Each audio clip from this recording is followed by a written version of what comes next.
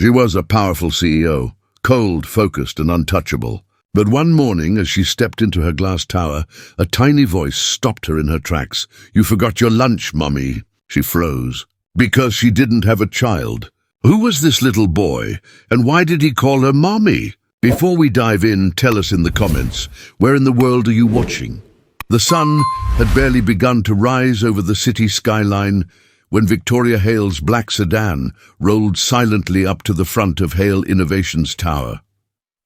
The glass reflected the golden morning light, but inside the building everything was cold, orderly, polished, and utterly lifeless, just the way she liked it. She stepped out of the car with her usual poise, tailored suit immaculate, heels clicking sharply against the marble floor. People said she was the kind of woman who could command a boardroom with a single look. They were right. For years, Victoria had built her company from a struggling startup into one of the country's most admired corporations. She was the youngest female CEO in her industry, featured on magazine covers, praised for her brilliance and discipline. To the world, she had everything: money, power, and respect. But what no one saw behind those glossy covers was the emptiness that followed her home each night. Her penthouse, overlooking the city, was filled with designer furniture, but no laughter. Her phone rang endlessly, but never with warmth. The only sound that echoed through her space was silence. She had learned long ago that emotions were distractions. They made people weak. After losing her sister in a car accident 3 years ago, the only family she had left, Victoria had built walls so high even she couldn't climb over them. She told herself she didn't need anyone. Work was enough. Success was safety. Love was a risk she would never take again.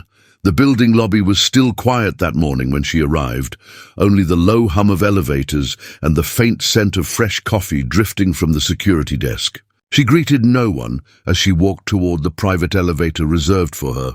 Then she noticed something unusual, a small figure standing near the glass doors. A little boy, no more than 5 or 6, with dark curls and bright brown eyes. He wore an oversized sweater and held a crumpled paper bag decorated with colorful crayon drawings. The child looked up as she passed, studying her face with surprising intensity. Then in a small, sincere voice he said, "You forgot your lunch, Mommy." The words stopped her in her tracks. For a second, she wasn't sure she'd heard correctly. She turned slowly, heels clicking, and met his gaze. "Excuse me?" she asked, her tone sharper than she meant. The boy simply smiled, lifting the paper bag higher. "You forgot your lunch," he repeated, almost whispering it as if it were the most obvious thing in the world. Victoria blinked. The lobby guard looked as confused as she felt. "I think you're mistaken," she said gently but firmly. "I'm not your—" Before she could finish, a man burst through the revolving doors, panting slightly, wearing a janitor's uniform and carrying a mop bucket. "Noah, there you are!" He hurried forward, scooping the boy into his arms. "I told you not to run off, buddy." Turning to Victoria, his face flushed. "I'm so sorry, ma'am. He didn't mean, he must have—" But Noah tugged at his father's sleeve and whispered stubbornly, "That's Mommy, from my dream." The man's expression softened with embarrassment. "He dreams about his mom sometimes," he said quietly. "She passed away a couple of years ago. I'm sorry he bothered you." He tried to steer the child away, but Victoria couldn't move. Something about the boy's words lingered in the air like a melody she hadn't heard in years. "It's all right," she said, surprising even herself. "Really?" She looked at the boy again. His eyes were full of something pure, something unguarded. "What's your name?" "Noah," he said proudly. "That's a strong name," she replied. Her voice softened. "And you made that lunch bag?" He nodded, grinning. "For Mommy. I draw every night. Daddy says Mommy watches from the sky." Ethan, the janitor, she assumed, shifted awkwardly. "We should get going." "I'm sorry again, Ms. Hale. He misses her."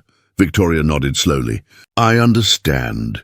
But the truth was, she didn't. She hadn't allowed herself to understand loss in a long time. She had buried it under meetings, stock reports, and 12-hour workdays.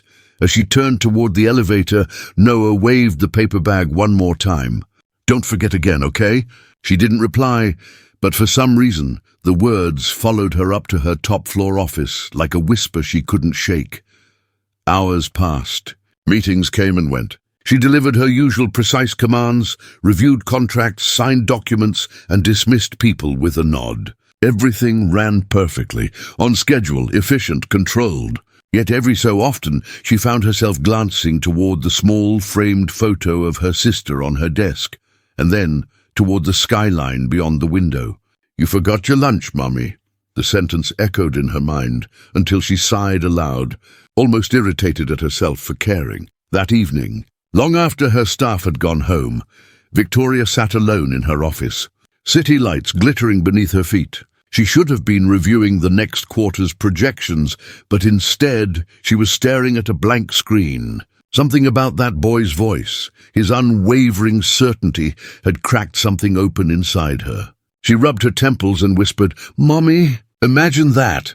Her phone buzzed. It was a reminder from her assistant, "Meeting with board at 8 a.m. Don't forget breakfast." She chuckled bitterly. "As if I ever eat breakfast."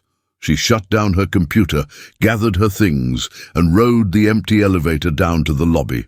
The lights were dim now, the space echoing with the faint hum of cleaners at work. As she crossed the marble floor, she noticed the same janitor from that morning wiping down a counter. The little boy, Noah, sat nearby on a bench, coloring quietly under the warm glow of a lamp.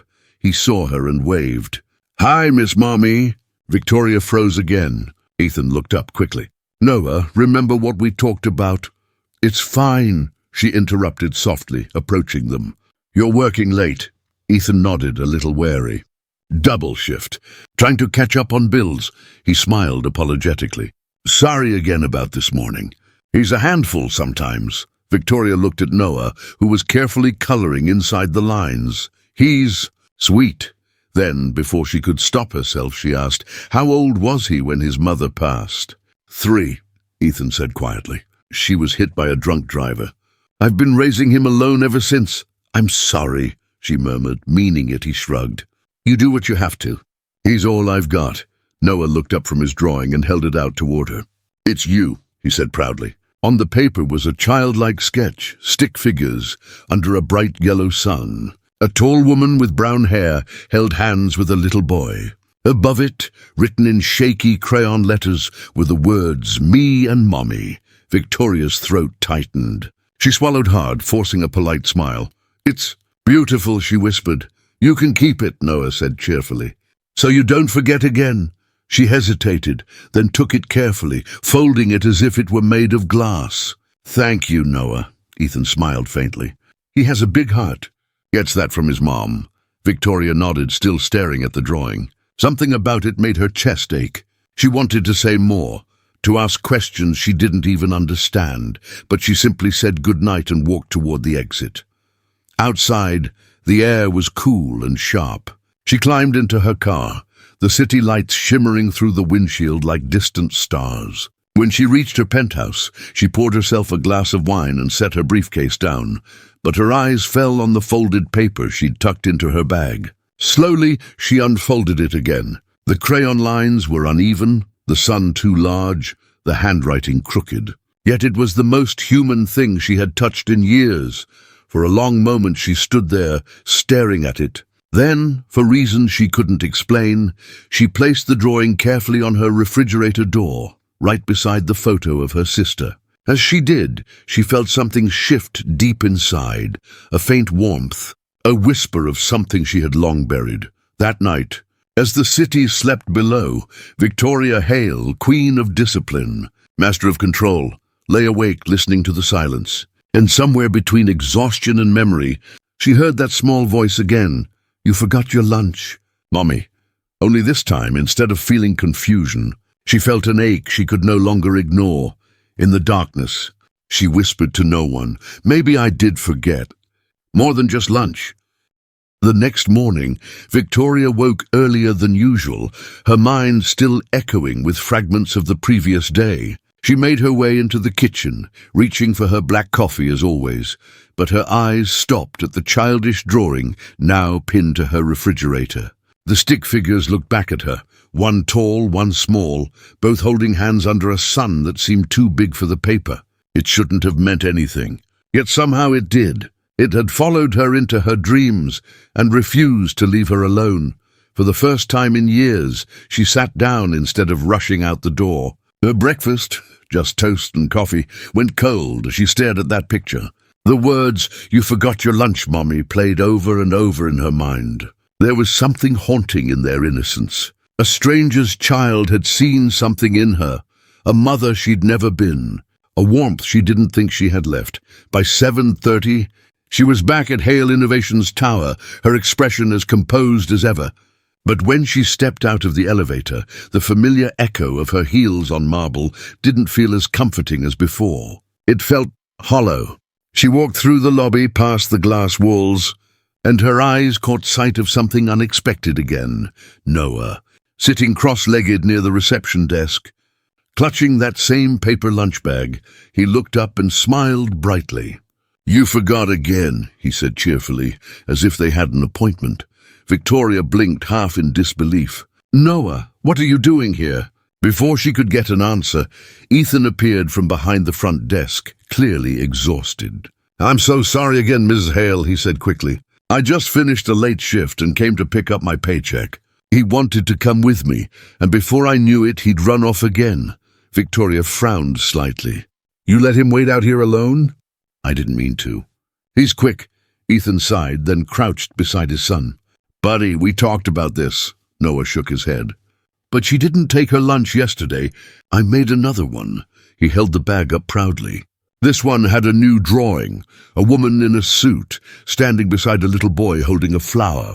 Written at the bottom were the words, "Don't forget again." Ethan rubbed his forehead, embarrassed. "He's been talking about you all night. Said you looked like his mummy." Victoria should have smiled politely and walked away. She had a meeting in 15 minutes. But instead, she crouched down in front of Noah and said softly, "You made this for me." He nodded eagerly. "It's peanut butter and jelly. Daddy said it's easy to make." "Thank you," she said. "That's very kind." "You look sad," Noah said suddenly. "Like Daddy when he misses Mommy." The words hit her like a wave. She wasn't used to people seeing through her, especially not a 6-year-old. "I'm just tired," she managed. Noah's little face scrunched up thoughtfully. "Then you need lunch." "Mommy always said food makes you happy again." Ethan stepped in, apologetic. "I promise this won't happen again, Ms. Hale. I'll keep him close." Victoria hesitated, then looked at him. "He's fine." Her voice softened. "You both are." There was an awkward pause. The air between them was heavy but oddly gentle, like a thread had been drawn from one soul to another. She could have walked away, but something inside her, something quiet and aching, made her ask, "Have you eaten yet?" Ethan blinked. "Us? No. I was going to grab something cheap on the way home." Without thinking, she said, "Come upstairs. My assistant can get breakfast from the cafeteria." He looked startled. "Miss Hale, that's really not—" "I insist," she interrupted. Her tone was calm but firm, the same tone she used to close billion-dollar deals. Only this time, it wasn't business. Minutes later, they were in her office, a space of glass and sunlight overlooking the entire city. Noah sat at the small conference table, swinging his legs as plates of pancakes and fruit were set before him. He dug in with enthusiasm that made Victoria smile despite herself. Ethan sat awkwardly on the edge of a chair, clearly out of place. "You don't have to feed us, really," he said quietly. "It's fine," she replied. "Besides, your son seems to think I needed this." He gave a small, sheepish smile. "He's been different since his mom passed. Sometimes he thinks he sees her in dreams, sometimes in strangers. I guess it's his way of keeping her close." Victoria glanced at Noah, who was busy arranging his fruit into the shape of a smiley face. "He seems like a very bright boy." "He is," Ethan said softly. "He's what keeps me going." Even when it's hard, her eyes flicked toward him. "You're raising him alone?" "Yeah," he nodded, looking down.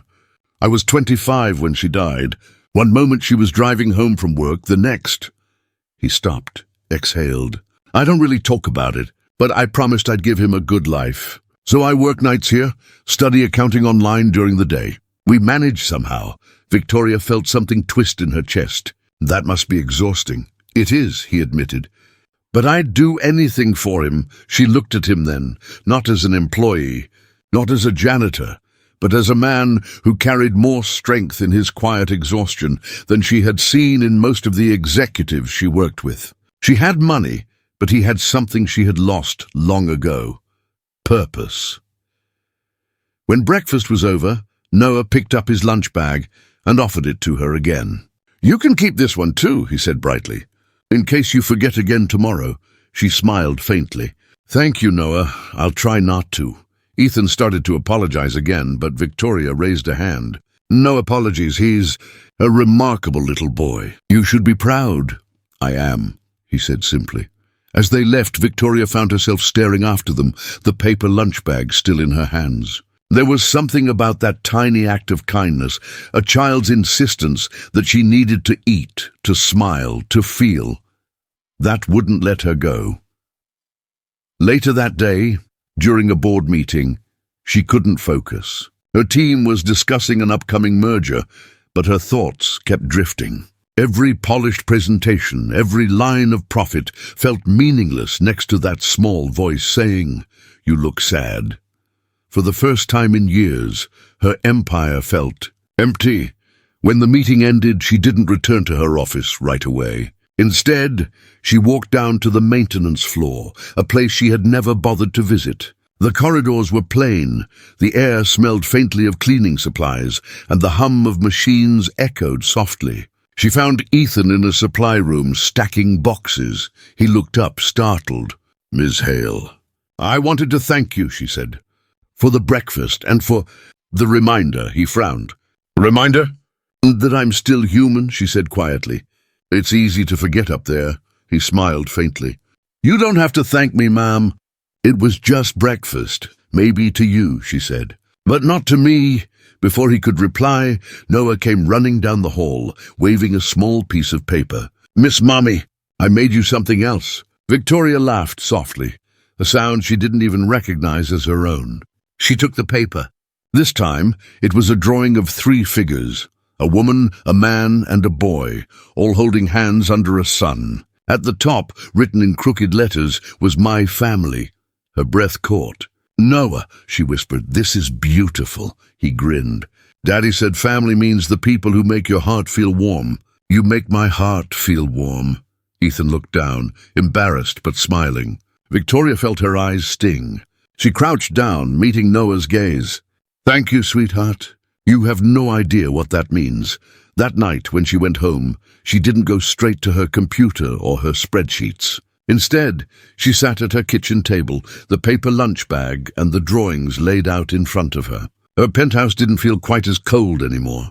There was something alive in it now, small, fragile, but real. For the first time in years, Victoria ate dinner without checking her phone. She even smiled to herself, remembering Noah's laughter echoing through her office. And when she finally turned out the lights, she whispered softly into the darkness, "Thank you, little one."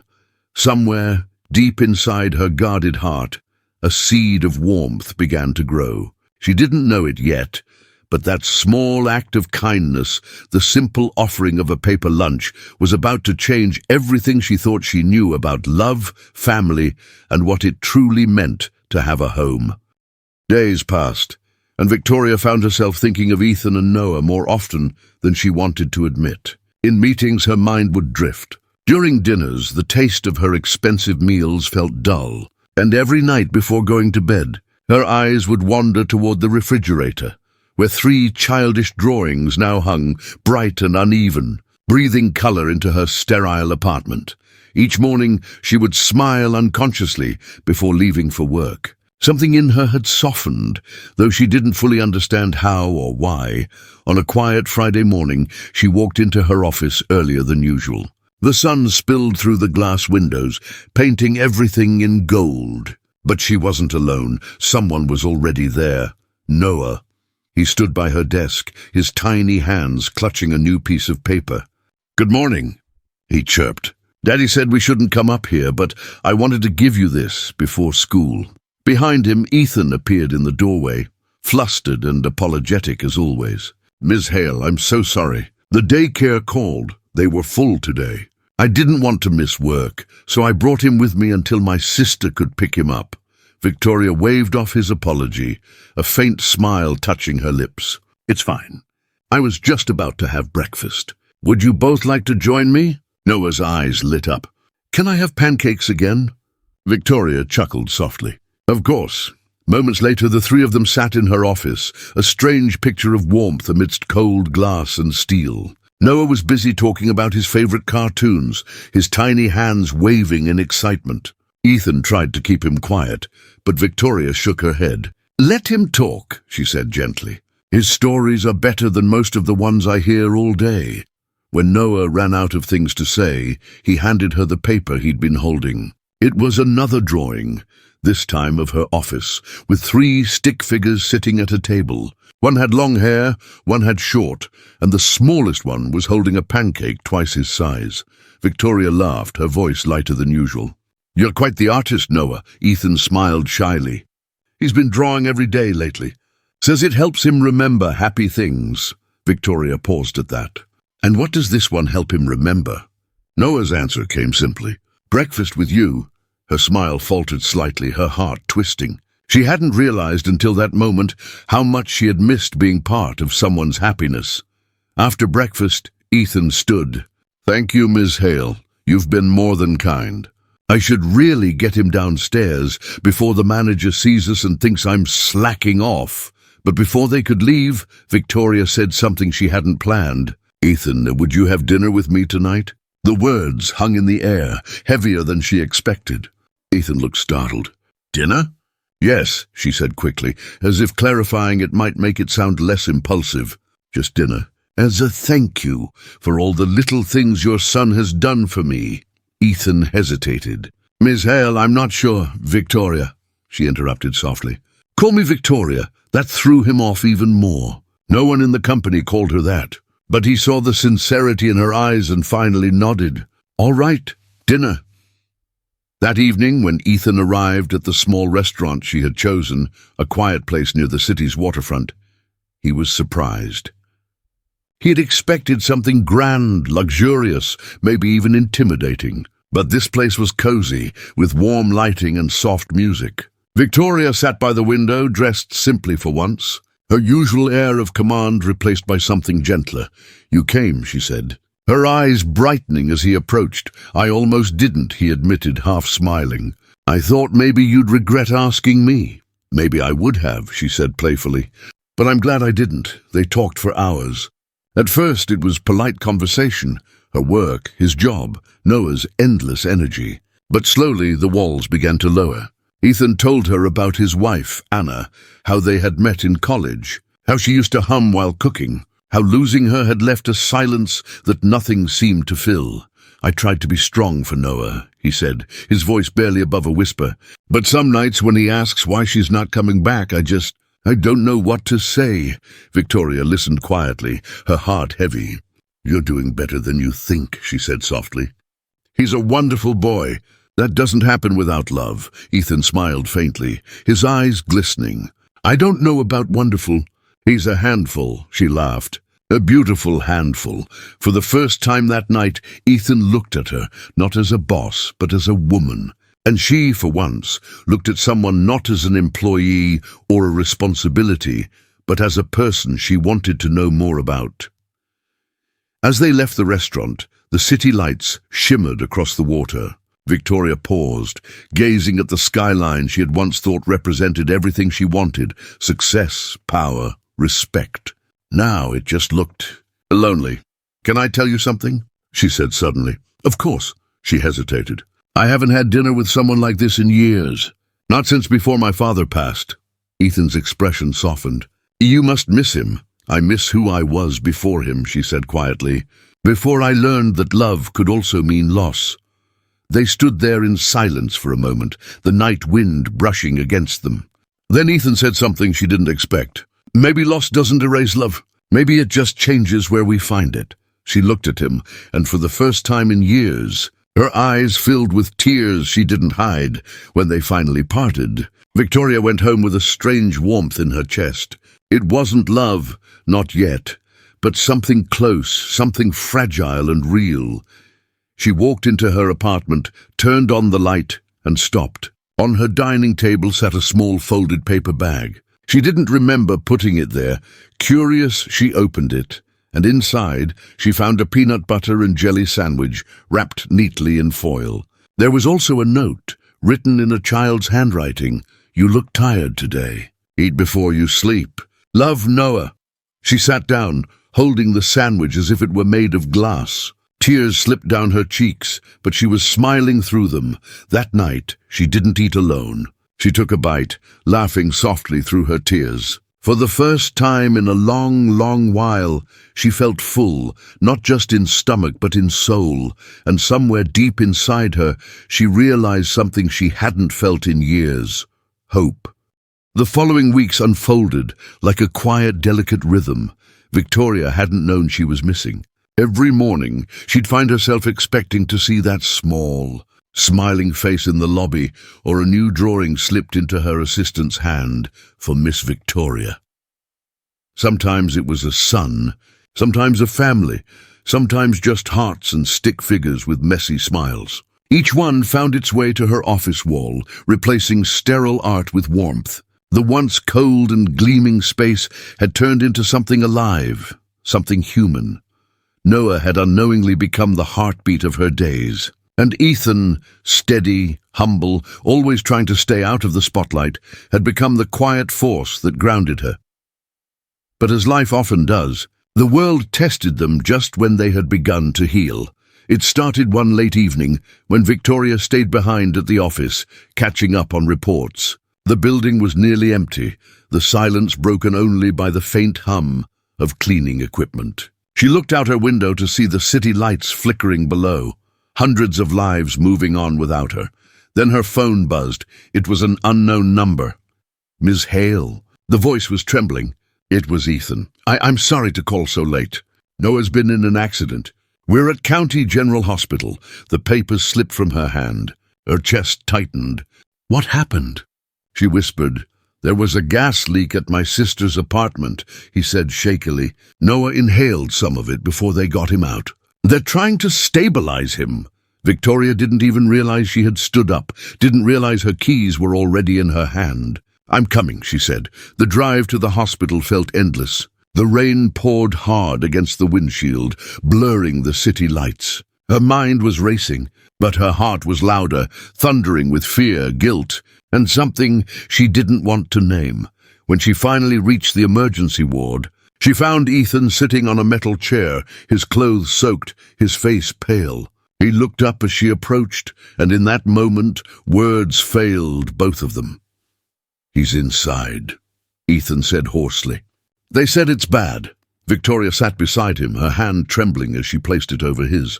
It was the first time she'd touched him without thinking, and the first time he didn't pull away.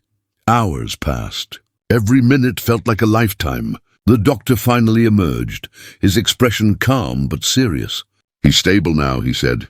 "The gas affected his lungs, but he's a strong boy. He'll need rest and close observation for a few days." Ethan exhaled, a sound between a sob and a prayer. He covered his face with both hands, tears spilling freely. Victoria leaned against the wall, her eyes closed in relief. When they were finally allowed to see him, Noah was asleep, tiny and pale, his small hand bandaged with an IV line. Victoria stood by his bedside, watching the steady rise and fall of his chest. It felt wrong that someone so full of light could ever look so fragile. Ethan sat beside the bed, holding Noah's hand gently. "He'll be okay," Victoria whispered, her voice barely audible. He nodded. "Because you came," he said quietly. "He'll be happy when he sees you." Victoria looked at him, her throat tight. "You're the one he loves most, Ethan. You care about him," he interrupted softly. "That's enough." For a long time they sat in silence. The soft beeping of the heart monitor filled the room, rhythmic and steady, like the heartbeat of something greater than both of them. When morning came, the rain had stopped. Noah opened his eyes, groggy but smiling weakly when he saw them. "You came," he murmured. "Of course," Victoria said, brushing his hair from his forehead. "You scared us." "I'm sorry," he whispered. "I didn't mean to make you sad." "You didn't," she said softly. You made us remember what really matters. He blinked slowly, his voice barely a whisper. Are we still family? Victoria froze. Ethan looked up, startled. Of course we are, Ethan said quickly, holding his son's hand tighter. Always. Noah turned his sleepy eyes toward Victoria. You too? Her throat ached. Yes, sweetheart, she said, smiling through tears. Me too. The little boy smiled faintly and drifted back to sleep, his breathing steady. Later that day, as sunlight poured into the room, Ethan and Victoria stood by the window. He really thinks of you as family, Ethan said, a hint of awe in his voice. She turned to him. And you? What do you think? He hesitated, then said quietly, I think I haven't seen him this happy in years. And I think neither have I. Something shifted in the space between them, something unspoken but undeniable. It wasn't just gratitude or friendship anymore. It was deeper, rawer, built not from grand gestures, but from quiet moments of care, fear, and hope. In the following days, Victoria visited every afternoon. She'd bring coloring books, snacks, or simply sit by the bed reading aloud. Ethan would watch from the corner, sometimes smiling, sometimes just quietly grateful. When Noah was finally discharged, he insisted on one last drawing before leaving. He handed it to Victoria proudly, a new family portrait. This time it wasn't just 3 people. There were 4, Victoria, Ethan, Noah, and a little dog. I want a puppy, he said dreamily. Families have puppies. Victoria laughed, tears glistening in her eyes. Maybe one day. A few weeks later, she invited them to her home. Not for business, not for charity, but because she wanted them there. She cooked for the first time in years, fumbling through recipes and burning toast, but when Noah took his first bite and grinned, It's perfect. She laughed so hard she cried. Ethan looked at her across the table and said softly, I haven't heard you laugh like that before. Neither have I, she replied. As the evening light faded, Noah curled up on the couch with his drawing pad, while Victoria and Ethan stood on the balcony, the city glittering below them. You know, Ethan said, before you, I used to think people like us, people who've lost so much, never really get second chances. And now? She asked. He turned to her, his voice gentle. Now I think maybe second chances don't find us. We find them, in each other. Victoria's eyes glistened as she whispered, Then I'm glad I found mine. Down in the living room, Noah had fallen asleep, clutching his pencil, a half-finished drawing beside him. It was of 3 figures again, hand in hand, but this time, above their heads in big colourful letters, were the words, My Forever Family. Victoria looked at it for a long time, her heart swelling with something she hadn't felt in years, peace, outside. The city lights shimmered, but for once she didn't need them. She had her own light now, glowing quietly in the small, tender space she had built with a little boy and his father. It wasn't the life she had planned, but it was finally the one that felt like home.